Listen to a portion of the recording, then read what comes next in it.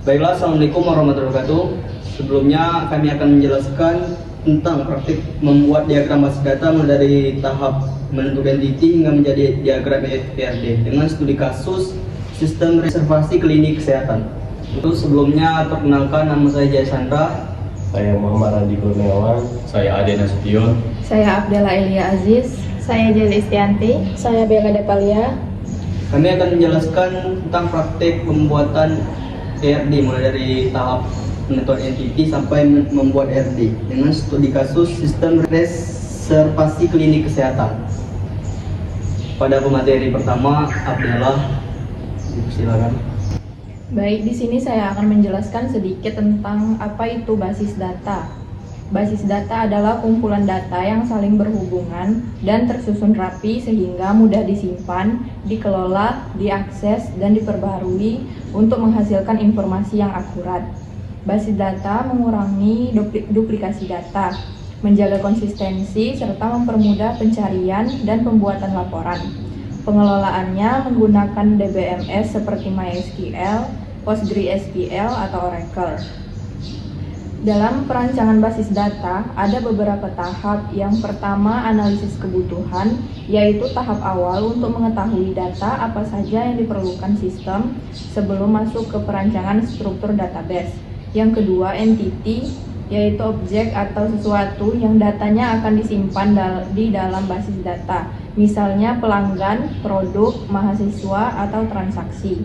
Yang ketiga, atribut, yaitu karakteristik atau informasi yang menjelaskan suatu entity, misalnya nama, alamat, nomor telepon, atau kode produk. Yang keempat ada primary key, yaitu atribut khusus yang berfungsi sebagai identitas unik setiap data, sehingga tidak ada dua data yang punya nilai sama. Yang kelima, relationship, hubungan antar entity menunjukkan bagaimana suatu entity berkaitan dengan entity lain. Misalnya, pelanggan melakukan pemesanan atau mahasiswa mengambil mata kuliah. Yang keenam ada ERD, yaitu model konseptual yang menggambarkan seluruh entity, atribut, dan relationship dalam bentuk diagram. ERD ini menjadi acuan utama saat membuat tabel-tabel dan database. Yang ketujuh ada normalisasi, yaitu proses menyusun ulang struktur tabel agar tidak ada pengulangan data yang tidak perlu, dilakukan bertahap lewat 1NF, 2NF, dan 3NF, sehingga tabel menjadi lebih efisien dan konsisten. Setelah semua tahap ini dipahami, langkah selanjutnya adalah menerapkannya pada studi kasus proyek, mulai dari menentukan entity sampai membuat ERD dan melakukan normalisasi sehingga menghasilkan rancangan basis data yang siap diimplementasikan. Baik, pada pemateri selanjutnya. Baik, selanjutnya saya akan menjelaskan tahap pertama dalam perancangan basis data. Tahap pertama dalam perancangan basis data yaitu melakukan identifikasi entitas. Tahap ini merupakan proses yang sangat penting karena menjadi dasar dalam membangun struktur basis data. Entitas adalah objek, orang, tempat, atau kejadian yang memiliki data dan informasinya perlu disimpan di dalam database. Penentuan entitas dilakukan dengan cara menganalisis kebutuhan sistem, mengidentifikasi proses bisnis yang terjadi, serta menentukan objek-objek yang saling berinteraksi di dalam sistem. Pada studi kasus sistem reservasi klinik kesehatan, tujuan utama sistem adalah membantu proses reservasi pasien untuk dapat layanan kesehatan dari dokter sesuai dengan poliklinik yang dipilih. Oleh karena itu, langkah pertama yang dilakukan adalah memahami alur bisnis klinik, yaitu pasien melakukan pendaftaran atau reservasi, kemudian memilih dokter berdasarkan poliklinik tertentu. Selanjutnya, dokter memberikan pelayanan medis kepada pasien sesuai jadwal yang telah ditentukan. Dari proses bisnis tersebut dapat diketahui bahwa terdapat beberapa objek utama yang selalu terlibat dalam setiap aktivitas, sehingga objek-objek tersebut dijadikan sebagai entitas di dalam basis data. Hasil analisis menunjukkan terdapat 4 entitas utama yang akan digunakan, yaitu pasien, dokter, poliklinik, dan reservasi. Keempat entitas tersebut dipilih karena masing-masing data yang berbeda, saling berhubungan, serta memiliki peran dalam menjalankan seluruh proses reservasi di klinik. Entitas pasien merupakan objek yang mewakili setiap orang yang menggunakan layanan kesehatan di klinik. Seluruh informasi mengenai pasien harus disimpan agar proses reservasi dapat dilakukan dengan benar dan riwayat pelayanan dapat dicatat dengan baik. Data pasien meliputi identitas pribadi seperti nama, alamat, nomor telepon, serta tanggal lahir. Setiap pasien memiliki identitas yang unik sehingga diperlukan sebuah atribut khusus sebagai pembeda dengan pasien lainnya. Entitas dokter merupakan objek yang menyimpan seluruh informasi mengenai tenaga medis yang memberikan pelayanan kepada pasien. Data dokter diperlukan agar sistem dapat mengetahui dokter yang bertugas, sehingga spesialis yang dimiliki, jadwal pelayanan, serta dokter mana yang dipilih oleh pasien saat melakukan reservasi. Dengan adanya entitas dokter, sistem dapat mengatur proses pelayanan menjadi lebih terstruktur. Entitas poliklinik merupakan unit pelayanan atau bagian spesialis di dalam klinik. Setiap dokter berada pada salah satu poliklinik sesuai dengan bidang keahliannya. Misalnya poliklinik umum, poliklinik gigi, poliklinik anak, atau poliklinik penyakit dalam. Informasi mengenai poliklinik perlu disimpan agar pasien dapat memilih layanan yang sesuai dengan kebutuhan serta pengelompokan dokter berdasarkan spesialis. Entitas reservasi merupakan entitas transaksi yang mencatat seluruh pemesanan layanan kesehatan yang dilakukan oleh pasien. Reservasi menjadi penghubung antara pasien, dokter, dan poliklinik. Setiap kali pasien melakukan pendaftaran untuk berobat, maka sistem akan membuat suatu data reservasi yang berisi informasi mengenai tanggal reservasi, jam pelayanan, keluhan pasien, serta status reservasi. Oleh karena itu, entitas reservasi termasuk kategori entitas transaksi, karena fungsinya mencatat setiap aktivitas yang terjadi di dalam sistem. Dengan ditentukannya keempat entitas tersebut, maka sistem telah memiliki objek utama yang akan menjadi dasar dalam penyusunan struktur basis data. Selanjutnya, setiap entitas akan dianalisis lebih lanjut untuk menentukan atribut-atribut yang dimilikinya. Selanjutnya, menentukan atribut dan primary key. Setelah entitas berhasil diidentifikasi, tahap berikutnya adalah menentukan atribut dari masing-masing entitas. Atribut merupakan karakteristik atau informasi yang menjelaskan suatu entitas. Setiap atribut memiliki fungsi tertentu dalam menyimpan informasi sehingga data yang dihasilkan menjadi lengkap dan mudah diproses oleh sistem. Pada entitas pasien, atribut yang digunakan antara lain ID pasien, nama pasien, alamat, nomor HP, dan tanggal lahir. Dari seluruh atribut tersebut, ID pasien dipilih sebagai primary key, yaitu atribut yang memiliki nilai unik dan digunakan sebagai identitas setiap pasien. Primary key sangat penting karena tidak boleh atau dua pasien yang memiliki ID yang sama. Dengan demikian, sistem dapat membedakan setiap pasien meskipun terdapat nama yang sama. Pada entitas dokter, atribut yang digunakan adalah ID dokter, nama dokter, spesialis, nomor HP, dan aplikasi diperlukan dapat ditambahkan nomor izin praktik. Atribut ID dokter dipilih sebagai primary key karena menjadi identitas unik setiap dokter. Dengan adanya primary key tersebut, sistem dapat mengetahui dokter yang memberikan pelayanan pada setiap reservasi. Selanjutnya, pada entitas poliklinik, atribut yang digunakan adalah ID poli, nama poli, lokasi, dan keterangan. Atribut ID poli menjadi primary key karena digunakan sebagai identitas unik setiap poliklinik yang tersedia di klinik.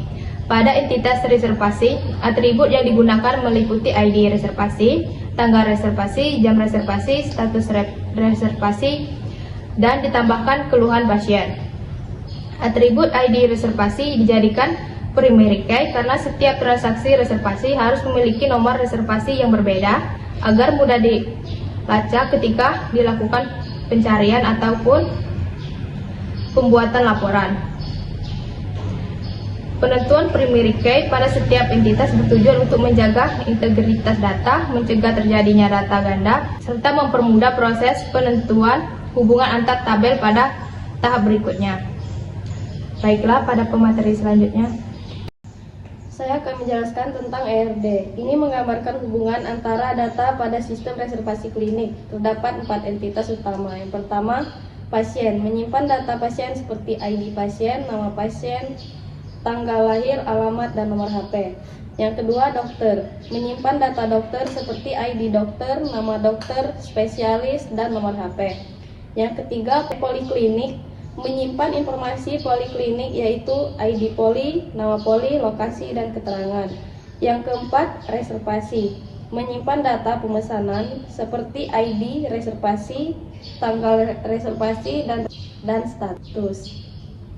Hubungan antar entitas. Pasien ke reservasi yaitu satu ke banyak, artinya satu pasien dapat membuat banyak reservasi, tetapi satu reservasi hanya dimiliki oleh satu pasien.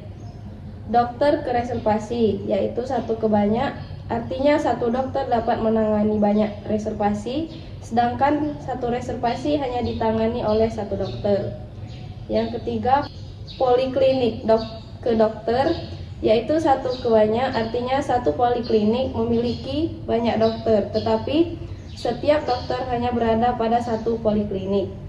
Jadi ERD ini menunjukkan bahwa reservasi menjadi entitas transaksi yang menghubungkan pasien dengan dokter, sedangkan dokter terhubung dengan poliklinik, tepatnya bertugas. Dengan terstruktur ini, data menjadi lebih terorganisir dan tidak terjadi pengulangan data. Mungkin itu saja dari saya. Selanjutnya saya akan menjelaskan tahap normalisasi data. Saya akan menjelaskan bentuk tidak normal dan bentuk normal pertama. Sebelum masuk ke bentuk tidak normal dan bentuk normal pertama, saya akan menjelaskan apa itu normalisasi data. Jadi normalisasi data itu merupakan proses meminimalisir redundasi data melalui beberapa tahapan, yaitu bentuk tidak normal. Untuk normal pertama atau 1NF, bentuk normal kedua 2NF, hingga bentuk normal ketiga 3NF. Proses ini bertujuan untuk menghasilkan struktur tabel yang efisiensi, konsisten, dan bebas dari anomali penyisipan, pembaruan, maupun penghapusan data. Baiklah, langsung saja ke penjelasan bentuk tidak normal dan penjelasan bentuk normal pertama. Pada tahap ini, pertama normalisasi terhadap dua kondisi, yaitu bentuk tidak normal atau UNF dan bentuk normal pertama atau 1NF. Kedua tahapan ini merupakan dasar dalam proses normalisasi data sebelum memasuki ke tahap berikutnya. Normalisasi sendiri adalah proses menyusun data di dalam database agar tersimpan secara terstruktur, tidak terjadi penanggulangan data yang berlebihan, serta mempermudah proses pencarian, penambahan, perubahan, dan maupun penghapusan data. Tujuan utamanya adalah membuat database menjadi lebih efisien dan mudah dikelola. Jika kita melihat tabel pada bagian ONF, semua informasi masih disimpan dalam satu tabel. Di dalam tabel tersebut terdapat data reservasi, data pasien, data dokter, dan data poliklinik yang bergabung menjadi satu. Pada contoh tersebut terdapat ID reservasi yaitu R001, pasien bernama Budi Santoso, beralamat di Bengkulu, nomor telepon 08 12 34 56789. Tanggal lahir 10 Oktober tahun 2000. Kemudian terdapat Dokter Andi dengan spesialis anak dan Dokter Sari dengan spesialis gizi.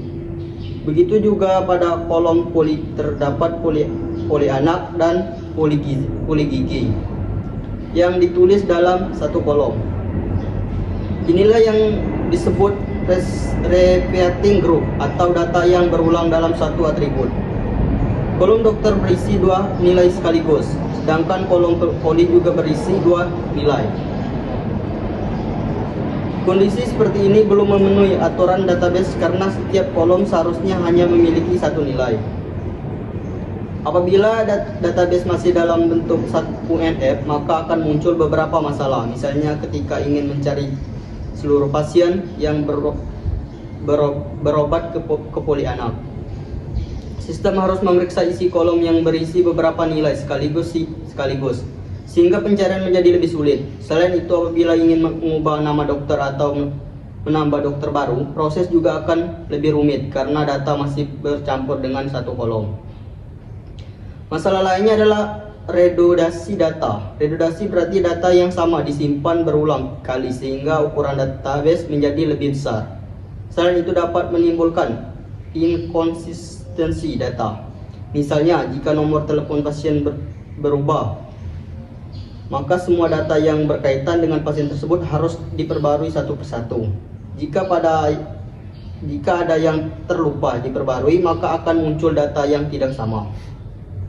Karena itulah dilakukan proses menuju freeze normal atau 1NF.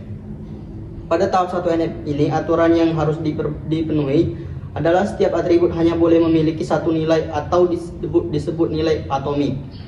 Artinya tidak boleh ada satu kolom yang berisi lebih dari satu data. Pada contoh ini, data dokter yang belum berisi dua nama dipisahkan menjadi dua baris. Begitupun juga data poliklinik dipisahkan sesuai dengan dokter yang menanganinya. Pada baris pertama berisi ID reservasi R001, nama pasien Budi Santoso, Dr. Andi, spesialis anak, poli anak, gedung A dan layanan anak. Baris kedua ID reservasi RI001, nama pasien Budi Santoso, Dr. Sari, spesialis gigi, poli gigi, gedung B, dan layanan gigi. Perubahan ini membuat setiap kolom hanya memiliki satu nilai sehingga data menjadi lebih jelas dan mudah diproses oleh sistem. Walaupun demikian, pada tahap 1NF masih terdapat pengulangan data pasien, nama pasien, alamat, nomor telepon, tanggal lahir, tanggal reservasi, jam reservasi, bahkan status reservasi masih ditulis berulang pada setiap baris. Artinya database memang sudah memenuhi aturan atomik, tetapi belum efisiensi karena belum memiliki banyak data yang sama. Oleh karena itu, proses normalisasi masih harus dilanjutkan ke tahap berikutnya, yaitu tahap penyelesaian 2NF. Pada tahap 2 saya persilakan untuk menjelaskan kepada Radi. Untuk penjelasan yang selanjutnya yaitu 2NF. Setelah data memenuhi syarat first normal form, angka berikutnya adalah mengubah data menjadi 2NF. Tujuan utama 2NF adalah menghilangkan ketergantungan parsial. Ketergantungan parsial berarti ada atribut yang sebenarnya hanya bergantung pada sebagian data saja, tetapi masih disimpan bersama data lainnya. Pada tabel hasil 1NF terlihat bahwa nama pasien, alamat, nomor telepon, dan tanggal lahir selalu muncul berulang setiap kali pasien melakukan reservasi. Padahal data tersebut hanya berkaitan dengan pasien, bukan dengan reservasi. Begitu juga data dokter, nama dokter, spesialis, dan nomor telepon dokter akan selalu sama meskipun dokter melayani banyak pasien. Data poliklinik juga demikian, nama poli, lokasi gedung, dan jenis layanan tidak berubah setiap ada reservasi baru. Karena itu, pada tahap 2 ini data dipisahkan berdasarkan objek atau entitasnya.